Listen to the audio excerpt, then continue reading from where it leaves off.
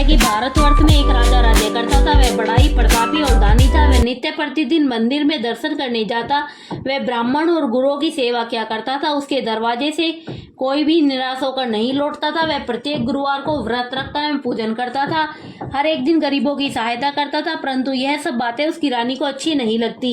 वह न व्रत करती और न ही किसी को एक पैसे तक दान में देती थी तथा राजा से भी ऐसा करने को मना किया करती थी। एक समय की बात है कि राजा तो शिकार खेलने वन को गए हुए थे। घर पर रानी और दासी थी।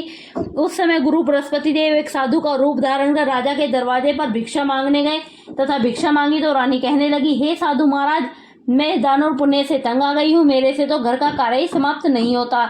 इस कार्य के लिए तो मेरे पति देव ही बहुत है। अब आप इस प्रकार की कृपा करें कि वह सब धन नष्ट हो जावे तथा मैं आराम से रह सकूं। साधु बोले, हे देवी, तुम तो बड़ी विचित्र हो। संतान और धन से कोई दुखी नहीं होता, इसको सभी चाहते हैं। पापी भी पुत्री और धन की इच्छा करता है। अगर आपके पास धन अधिक है तो भूखे मनुष्य को भोजन लगवाओ, प्याव लगाओ, ब्राह्मणों को दान दो, धर्मशाला बनवाओ, कुआं, तालाब, बावड़ी, बाग बगीचे आदि का निर्माण कराओ, निर्धन मनुष्य की कुंवारी कन्या का विवाह कराओ और अनेकों यज्ञ आदि धर्म कर्म करो। इस प्रकार आपके कुल और आपका नाम हो। इस प्रकार के कर्मों से आपके कुल और आपका नाम पुरलोक में सार्थक हो एवं स्वर्ग की प्राप्ति होगी। मगर वह रानी इन सब बातों से खुश न हुई। वह बोली, हे साधु महाराज, मैं ऐसे धन की भी आवश्यकता नहीं जिसको मनुष्य को दान दूं तथा जिसको रखने उठाने में मेरा सारा समय ही बर्बाद हो जावे। साधु ने कहा, हे देवी, तुम्हारी ऐसी इच्छा है तो ऐसा ही होगा। मैं तुम्हें बताता हूँ, वैसा ही करना। बृहस्पतिवार के दिन घर को गोबर से लीपना, अपने केशों को धोना, केशों को धोते समय स्नान करना, राजा से कहना वह हजामत करवाए, भोजन में मांस मदिरा खाना, कपड़ा धोबी के यहाँ धुलवाने डालना। इस प्रकार 7 बृहस्पतिवार करने से तुम्हारा सब धन नष्ट हो जाएगा। ऐसा कहकर वह साधु महाराज वहां से अंतर्ध्यान हो गए। रानी ने साधु के कहे अनुसार वैसा ही किया। 3 बृहस्पतिवार ही बीते थे कि उसका समस्त धन नष्ट हो गया। भोजन के लिए दोनों समय तरसने लगे, सांसारिक भोगों से दुखी रहने लगे। तब वह राजा रानी से कहने लगा कि रानी, तुम यहाँ पर रहो, मैं दूसरे देश को जाऊं, क्योंकि यहाँ मुझे सभी मनुष्य जानते हैं, इसलिए कोई कार्य नहीं कर सकता। देश चोरी प्रदेश भीख बराबर है। ऐसा कहकर राजा प्रदेश चला गया। वह जंगल को जाता और लकड़ी काट कर लाता और शहर में बेचता। इस तरह जीवन व्यतीत करने लगा। इधर राजा के घर रानी और दासी दुखी रहने लगी। किसी दिन भोजन मिलता और किसी दिन जल पीकर ही रह जाती। एक समय रानी और दासी को 7 दिन बिना भोजन के व्यतीत हो गए। रानी ने अपनी दासी से कहा, हे दासी, यहाँ पास ही के नगर में मेरी बहन रहती है। वह बड़ी धनवान है। तू उसके पास जा और वहां से 5 शेर बेजर मांग ला, जिससे कुछ समय के लिए गुजर हो जाएगी। इस प्रकार रानी की आज्ञा मानकर दासी उसकी बहन के पास गई और रानी की बहन उस समय पूजन कर रही थी, क्योंकि उस दिन बृहस्पतिवार था।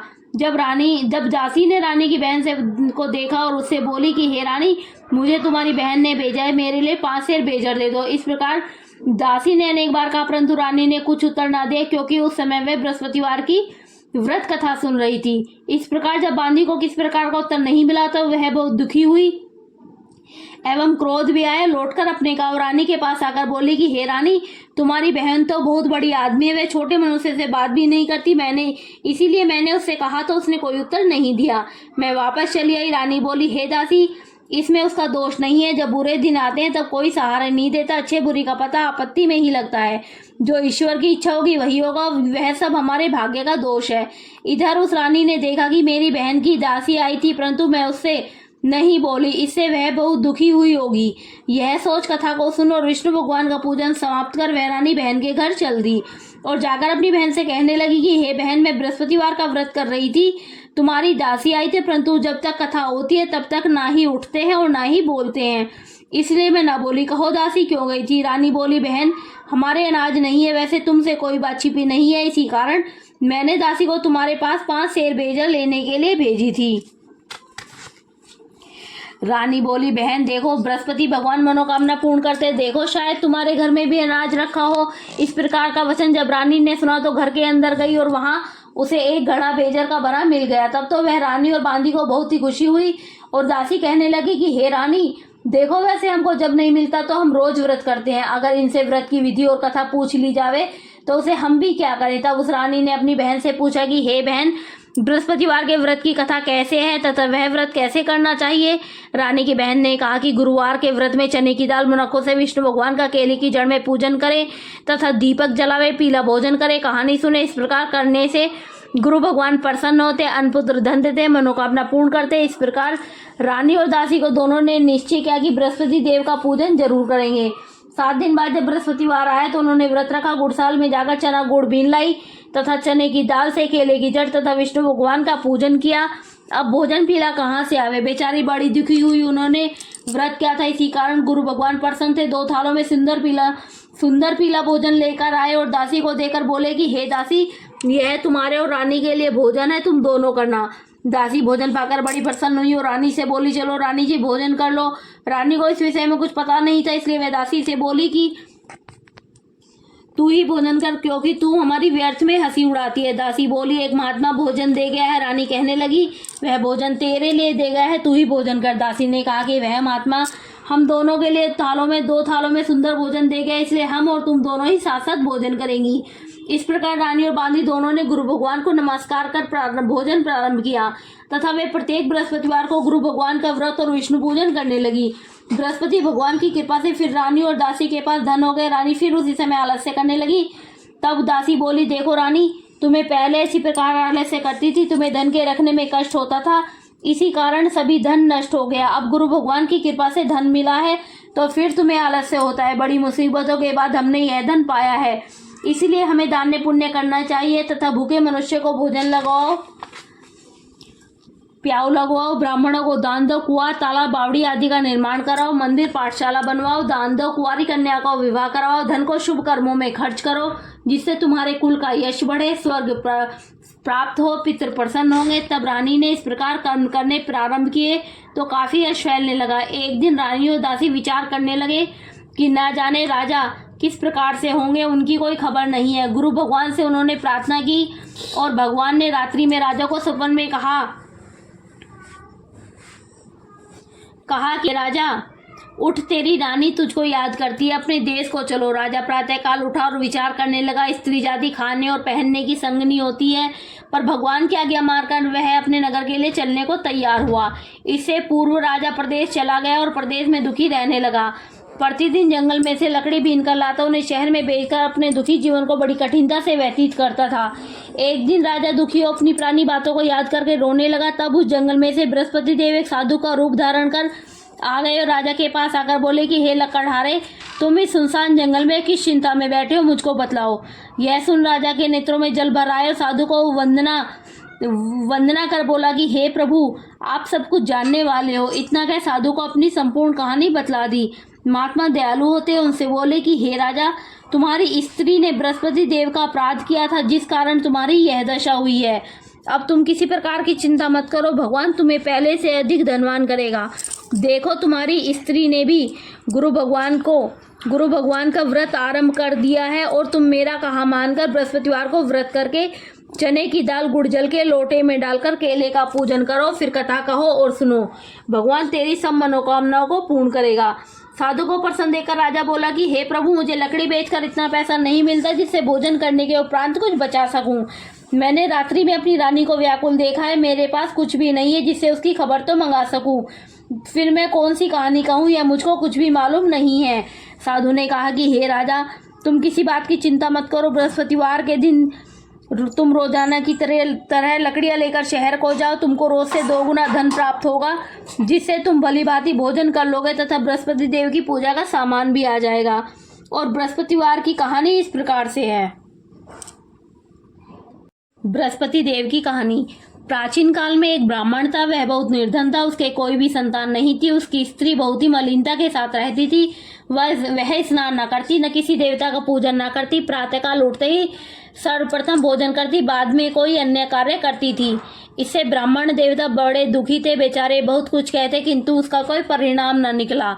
भगवान की कृपा से ब्राह्मण की स्त्री के कन्या रूपी रत्न पैदा हुआ और वह कन्या अपने पिता के घर में बड़ी होने लगी। वह बालिका प्रातः स्नान करके विष्णु भगवान का जाप करने लगी, बृहस्पतिवार को व्रत करने लगी। अपने पूजन को समाप्त कर स्कूल जाती तो अपनी मुट्ठी में जौ भर ले जाती और पाठशाला के मार्ग में डालती जाती। तब ये जौ स्वर्ण के हो जाते, लौटते समय उनको भीनकर घर ले आती थी। एक दिन वह बालिका सूप में उन सोने के जौ को फटक कर साफ कर रही थी। उसके पिता ने देख लिया और कहा कि हे बेटी, सोने के जौ को फटकने के लिए सोने का सूप होना चाहिए। दूसरे दिन गुरुवार था। इस कन्या ने व्रत रखा और बृहस्पति देव से प्रार्थना करके कहा कि हे प्रभु, मैंने आपकी पूजा सच्चे मन से की हो तो मेरे लिए सोने का सूप दे दो। बृहस्पति देव ने उसकी प्रार्थना स्वीकार कर ली। रोजाना की तरह वह कन्या जौ फैलाती हुई जाने लगी। जब लौटकर जौ बीन रही थी तो बृहस्पति देव की कृपा से सोने का सूप मिला। उसे वह घर ले आई, उसे जौ साफ करने लगी, परंतु उसकी माँ का वही ढंग रहा। एक दिन की बात है कि वह कन्या सोने के सूप में जौ साफ कर रही थी। उस समय उस शहर का राजपुत्र वहां होकर निकला। इस कन्या के रूप और कार्य को देखकर मोहित हो गया तथा अपने घर आकर भोजन तथा जल त्याग कर उदास लेट गया। राजा को जब इस बात का पता लगा तो अपने प्रधानमंत्रियों के साथ उसके पास गए और बोले कि हे बेटा, तुम्हें किस बात का कष्ट है? किसी ने अपमान किया अथवा कोई और कारण हो सो कहो, मैं वही कार्य करूंगा जिससे तुम्हें प्रसन्नता हो। अपने पिता की राजकुमार ने बातें सुनी। वह बोला, मुझे आपकी कृपा से किसी बात का दुख नहीं है, किसी ने मेरा अपमान नहीं किया है, परंतु मैं उस लड़की के साथ विवाह करना चाहता हूँ जो सोने के सूप में जौ साफ कर रही थी। यह सुन राजा आश्चर्य में पड़ा और बोला कि हे बेटा, इस तरह की कन्या का पता तुम ही लगाओ, मैं उसके साथ तेरा विवाह वैसे ही करवा दूंगा। राजकुमार ने उस लड़की के घर का पता बतलाया। तब मंत्री उस लड़की के घर गए और ब्राह्मण देवता को सभी हाल बतलाया। ब्राह्मण देवता राजकुमार के साथ अपनी कन्या का विवाह करने के लिए तैयार हो गए तथा विधि विधान के अनुसार ब्राह्मण की कन्या का विवाह राजकुमार के साथ हो गया। कन्या के घर से जाते ही पहले की भांति उस ब्राह्मण देवता के घर में गरीबी का निवास हो गया। अब भोजन के लिए भी अन्न बड़ी मुश्किल से मिलता था। एक दिन दुखी होकर ब्राह्मण देवता अपनी पुत्री के पास गए। बेटी ने पिता की दुखी अवस्था को देखा और माँ का हाल पूछा। तब ब्राह्मण ने सभी हाल कहा। कन्या ने बहुत सा धन देकर अपने पिता को विदा कर दिया। इस तरह ब्राह्मण का कुछ समय सुखपूर्वक व्यतीत हुआ। कुछ दिन बाद फिर वही हाल हो गया। ब्राह्मण फिर अपनी कन्या के यहाँ गया और सभी हाल कहा तो लड़की बोली, पिताजी, आप माताजी को यहाँ लिवा लाओ, मैं उसे विधि बता दूंगी जिससे गरीबी दूर हो जाए। वह ब्राह्मण देवता अपनी स्त्री को साथ लेकर पहुंचे और पुत्री अपनी माँ को समझाने लगी कि हे माँ, तुम प्रातःकाल उठकर सब प्रथम स्नान आदि करके विष्णु भगवान का पूजन करो तो सब दरिद्रता दूर हो जाएगी। परंतु उसकी माँ ने एक भी बात नहीं मानी और प्रातःकाल उठकर अपने बच्चों की जूठन को खा लिया। एक दिन उसकी पुत्री को बहुत गुस्सा आया और एक रात कोठरी से सभी सामान निकाल दिया और अपनी माँ को उसमें बंद कर दिया। प्रातःकाल उसमें से निकाला तथा स्नान आदि करा के पाठ करवाया तो उसकी माँ की बुद्धि ठीक हो गई और फिर प्रत्येक बृहस्पतिवार को व्रत करने लगी। इस व्रत के प्रभाव से उसकी माँ भी बहुत धनवान एवं पुत्रवती हो गई और बृहस्पति देव जी के प्रभाव से स्वर्ग को प्राप्त हुई तथा वह ब्राह्मण भी इस सुखपूर्वक इस लोक के सुख भोग स्वर्ग को प्राप्त हुआ। इस तरह कहानी कहकर साधु देवता वहाँ से लोप हो गए। धीरे धीरे समय व्यतीत होने पर फिर वही बृहस्पतिवार का दिन आया। राजा जंगल से लकड़ी काटकर किसी शहर में बेचने गए और उसे और दिन से अधिक पैसा मिला। राजा ने चना गुड़ आदि लाकर गुरुवार का व्रत किया। उस दिन से उसके सभी कलेश दूर हुए, परंतु जब अगला गुरुवार का दिन आया तो बृहस्पतिवार का व्रत करना भूल गया। इस कारण बृहस्पति भगवान नाराज हो गए। उस दिन उस नगर के राजा ने विशाल यज्ञ का आयोजन किया तथा शहर में यह घोषणा करा दी कि कोई भी मनुष्य अपने घर भोजन ना बनावे, ना इस आज्ञा को जो न मानेगा उसके लिए फांसी की सजा दी जाएगी।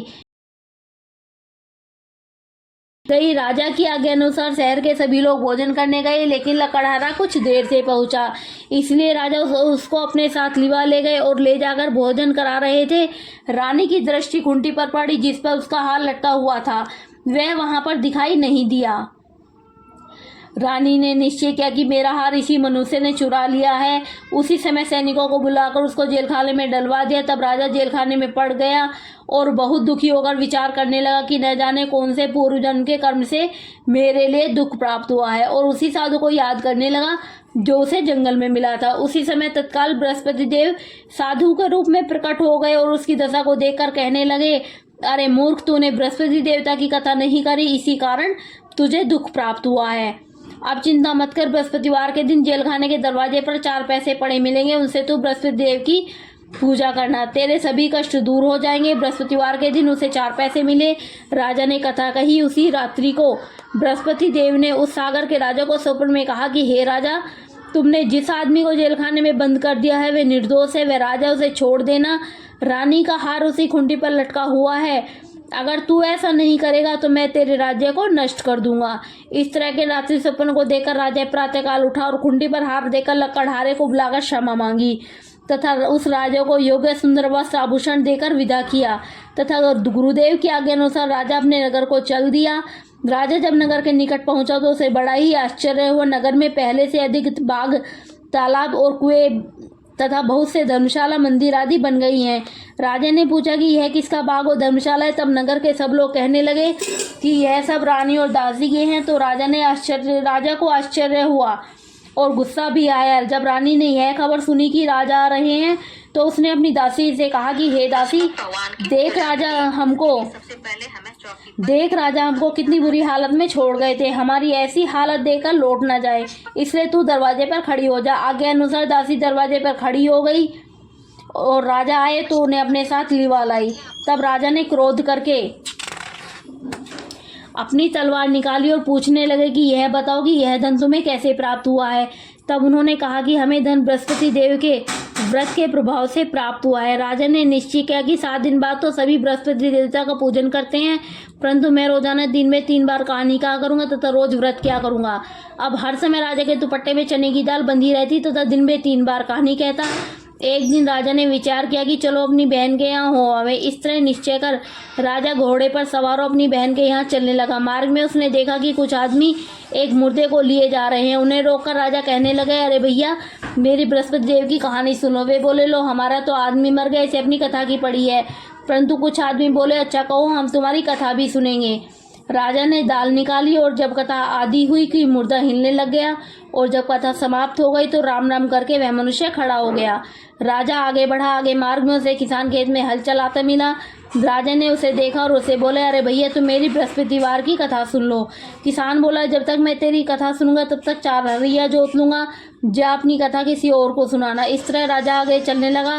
राजा के हटते ही बैल पछाड़ खाकर गिर गया तथा किसान के पेट में बहुत जोर से दर्द होने लगा।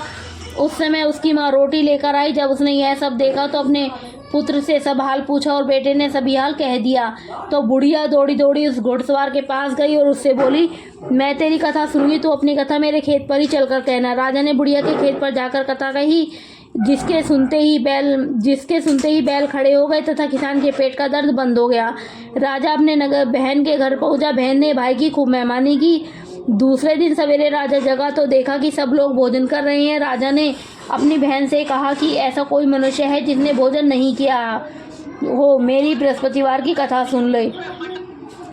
वह बहन बोली, हे भैया, यह देश ऐसे ही है, पहले यहाँ लोग भोजन करते हैं, बाद में कोई अन्य कार्य करते हैं।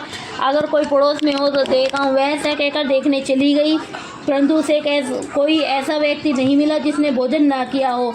अतः वह एक कुम्हार के घर गई जिसका लड़का बीमार था। उसे मालूम हुआ कि उसके यहाँ 3 दिन से किसी ने भोजन आदि नहीं किया है। रानी ने अपने भाई की कथा सुनने के लिए कुम्हार से कहा। वह तैयार हो गया। राजा ने जाकर बृहस्पतिवार की कथा कही, जिसको सुनकर उसका लड़का ठीक हो गया। अब तो राजा की सर्वत्र प्रशंसा होने लगी। एक दिन राजा ने अपनी बहन से कहा कि हे बहन, हम अपने घर जाएंगे, तुम भी तैयार हो जाओ।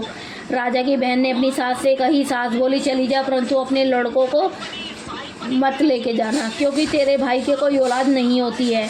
बहन ने अपने भैया से कहा कि हे भैया, मैं तो चलूँगी, लेकिन कोई बालक नहीं जाएगा। जब राजा बोला, जब कोई बालक नहीं चलेगा तो तब तुम ही क्या करोगी। बड़े दुखी मन से राजा अपने नगर को लौट आया। राजा ने अपनी रानी से कहा कि हम निर्वंशी राजा हैं, हमारा मुंह देखने का धर्म नहीं है और कुछ भोजन आदि नहीं किया। रानी बोली, हे प्रभु, बृहस्पति देव ने हमें सब कुछ दिया है, वे हमें औलाद अवश्य देंगे। उसी रात को बृहस्पति देव ने उस राजा से स्वप्न में कहा कि हे राजा, उठ, सभी सोच को त्याग दे, तेरी रानी गर्भ से है। राजा को यह बात सुनकर बड़ी खुशी हुई तथा 9वें महीने में उसके गर्भ से एक सुंदर पुत्र पैदा हुआ। तब राजा बोला कि हे रानी, स्त्री बिना भोजन के रह सकती है, बिना कहे नहीं रह सकती। जब मेरी बहन आवे तो तुम मुझसे कुछ मत कहना। रानी ने सुनकर हाँ कर दिया। जब राजा की बहन ने यह शुभ समाचार सुना तो वह बहुत खुश हुई तथा बधाई लेकर अपने भाई के यहाँ आई। तभी रानी ने कहा घोड़ा चढ़कर तो नहीं आई, गधा चढ़ी आई। राजा की बहन बोली, भाभी मैं इस प्रकार ना कहती तो तुम्हें औलाद कैसे मिलती। बृहस्पति देव ऐसे ही हैं, जैसी जिसके मन में कामनाएं होती हैं सभी को पूर्ण करते हैं। जो सद्भावना पूर्वक बृहस्पतिवार का व्रत करता है एवं कथा पढ़ता है और सुनता है और दूसरों को सुनाता है, बृहस्पति देव उसकी सभी मनोकामनाओं को पूर्ण करते हैं। भगवान बृहस्पति देव उसकी सदैव रक्षा करते हैं। संसार में सद्भावना से भगवान का पूजन सच्चे हृदय से करते हैं, उनकी सभी मनोकामना। रानी और राजा ने उनकी कथा का गुणगान किया तो उनकी सभी इच्छाएं बृहस्पति देव जी ने पूर्ण की थी। इसलिए सबको कथा सुनने के बाद प्रसाद लेकर जाना चाहिए। हृदय से उनका मन करते हुए जयकारा बोलना चाहिए। बोलो